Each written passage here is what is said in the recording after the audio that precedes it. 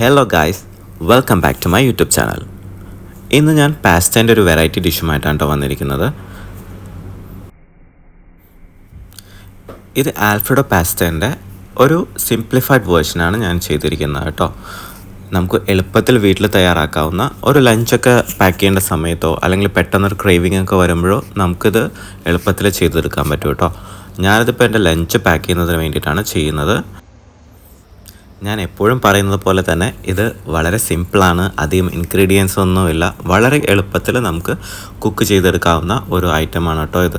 അപ്പോൾ നിങ്ങളെല്ലാവരും ട്രൈ ചെയ്ത് നോക്കുക. അപ്പോൾ നമുക്കിത് എങ്ങനെയാണ് ഉണ്ടാക്കുന്നത് നോക്കിയാലോ. ഇതിന് വേണ്ട ഇൻഗ്രീഡിയൻസ് എന്തൊക്കെയാണെന്ന് നോക്കാം. 2 chopped garlic cloves, 5 to 6 crushed peppercorns, 200 grams of chicken, 150 grams of broccoli. ഈ ചിക്കനും ബ്രോക്കലിയും ഞാൻ നല്ല രീതിയിൽ വാഷ് ചെയ്ത് കട്ട് ചെയ്ത് വെച്ചിരിക്കുന്നതാണ്. ബ്രോക്കലിയിൽ ഞാൻ അതിൻ്റെ സ്റ്റെം പോർഷനും എടുത്തിട്ടുണ്ട് കേട്ടോ. ഇനി വേണ്ടത് പാസ്തയാണ്. അത് ഞാൻ വേവിച്ച് വെച്ചതാണ് കേട്ടോ. ഞാനിവിടെ പെനി പാസ്തയാണ് എടുത്തിരിക്കുന്നത്. ഇനി നമുക്ക് പാൻ അടുപ്പത്ത് വെച്ച് അതിലേക്ക് ഓയിൽ ഒഴിക്കാം. ഞാനിവിടെ സൺഫ്ലവർ ഓയിലാണ് എടുത്തിരിക്കുന്നത്. ഇതിലേക്ക് നമുക്ക് ചോപ്പ് ചെയ്ത് വെച്ചിരിക്കുന്ന ഗാർലിക് ക്ലോവ്സ് ഇടാം. 2 ഗാർലിക് ക്ലോവാണ് ഞാനിവിടെ ചോപ്പ് ചെയ്തെടുത്തിരിക്കുന്നത് കേട്ടോ. ഇപ്പം ഞാൻ ഉണ്ടാക്കുന്ന ഈ പോർഷൻ ഇത് 2 പേർക്കുള്ള സെർവിങ് പോർഷനാണ് കേട്ടോ. അതിനുള്ള ഇൻഗ്രീഡിയൻസ് ആണ് ഞാൻ പറയുന്നത്. ബാക്കിയെല്ലാം നിങ്ങൾക്ക് ഉണ്ടാക്കുന്ന പോർഷൻ അനുസരിച്ചിട്ട് മാറ്റി ചെയ്യാവുന്നതാണ്. നിങ്ങളുടെ ടേസ്റ്റ് അനുസരിച്ചിട്ട് അങ്ങോട്ടും ഇങ്ങോട്ടുമൊക്കെ അഡ്ജസ്റ്റ് ചെയ്യാവുന്നതാണ്. ഇനി ഇതിലേക്ക് നമുക്ക് ചിക്കൻ ആഡ് ചെയ്ത് കൊടുക്കാം. ചിക്കൻ അതിൻ്റെ ആ ഒരു റോ കളർ മാറുന്നത് വരെ നല്ല രീതിയിൽ അതിനെ സോട്ടേ ചെയ്യണം കേട്ടോ. നല്ല രീതിയിൽ അതിനെ ഇളക്കി എണ്ണയിലൊന്ന് മിക്സ് ചെയ്തെടുക്കുക. ഇപ്പോൾ അതിൻ്റെ ആ ഒരു റോ കളറൊക്കെ മാറിയിട്ടുണ്ട്. ഇനി നമുക്ക് അതിനെ മൂടി വെച്ച് വേവിക്കാം.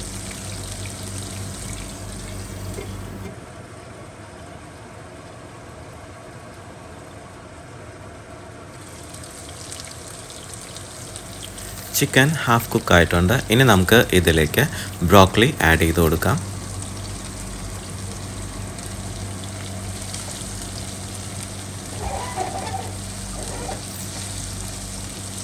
അതിനുശേഷം ഇതിനെ നന്നായിട്ട് നമുക്ക് മിക്സ് ചെയ്തെടുക്കാം.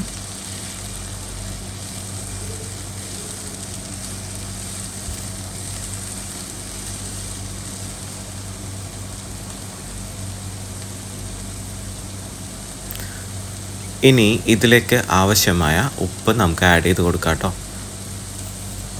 ഇപ്പോൾ ഇതിന് തൽക്കാലം ഉപ്പ് ആവശ്യത്തിന് ചേർക്കാം. അതിനുശേഷം അവസാനം നമുക്ക് വേണമെങ്കിൽ ഉപ്പ് ചെക്ക് ചെയ്തിട്ട് വേണ്ട ഉപ്പ് ആഡ് ചെയ്ത് കൊടുക്കാവുന്നതാണ്. നമുക്ക് വീണ്ടും ഒന്ന് മൂടി വെച്ച് വേവിക്കാം കേട്ടോ.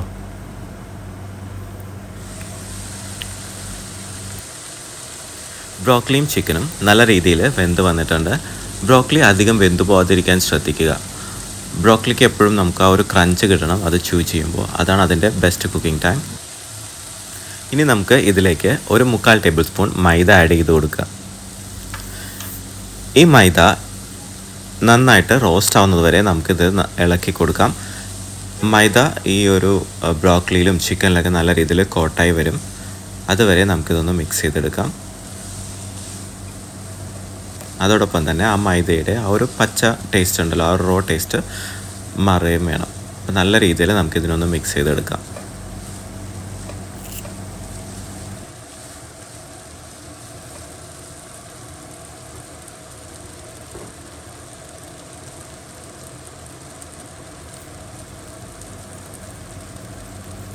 ഇനി നമുക്ക് ഇതിലേക്ക് കുറച്ച് പാൽ ആഡ് ചെയ്ത് കൊടുക്കാം. അത് നിങ്ങൾ ആ എടുത്തിരിക്കുന്ന ചിക്കൻ്റെയും ബ്രോക്കലിയുടെയൊക്കെ ഒരു ക്വാണ്ടിറ്റി അനുസരിച്ചിട്ട് പാൽ ആഡ് ചെയ്യാവുന്നതാണ് കേട്ടോ.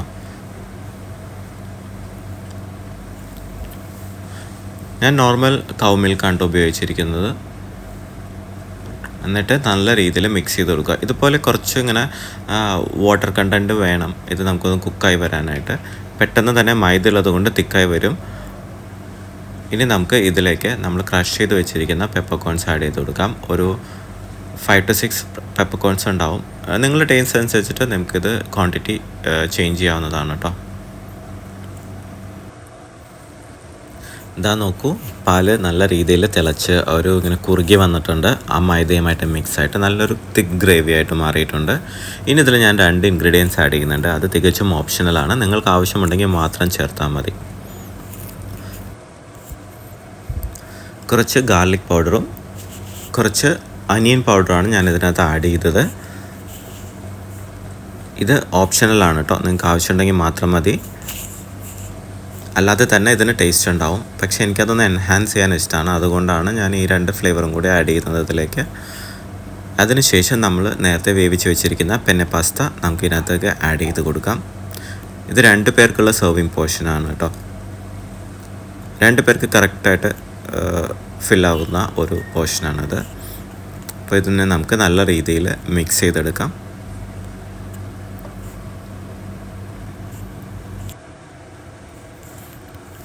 പാസ്ത നമ്മൾ നേരത്തെ ഓൾറെഡി കുക്ക് ചെയ്ത് വെച്ചിരിക്കുന്നതുകൊണ്ട് അതിനിനി കുക്കിംഗ് ടൈമില്ല. നമുക്കപ്പോൾ ഇത് നല്ല രീതിയിൽ ഒന്ന് മിക്സായി അതിലേക്കൊന്ന് ചൂട് കയറുന്നതിന് വേണ്ടി മാത്രം വെയിറ്റ് ചെയ്താൽ മതി.